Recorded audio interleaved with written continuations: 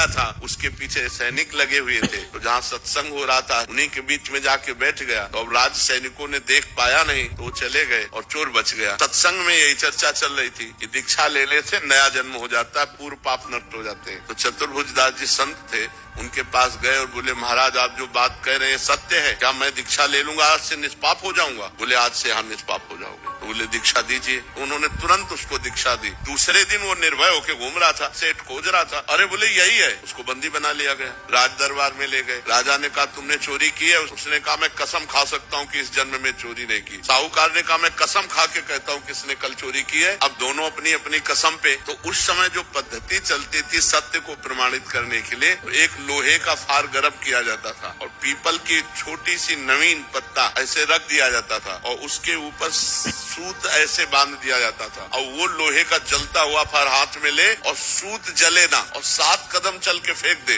वो सत्य माना जाता था। तो ऐसा ही चोर के साथ किया गया। जे ही पूरी पद्धति करके ऐसे फार और 7 कदम चला फेंक दिया, बिल्कुल सूत ज्यों का त्यों। अब तो राजा ने सेठ को कहा ऐसे फांसी दो। जब उसकी फांसी की बात कहते बोले सरकार नहीं वो भी सही है। बोले कहानी ये है कि हमने कल चोरी की थी लेकिन फिर हमने दीक्षा ले ली, तो दीक्षा से नया जन्म हो जाता है, इसलिए मैंने इस जन्म में चोरी नहीं की।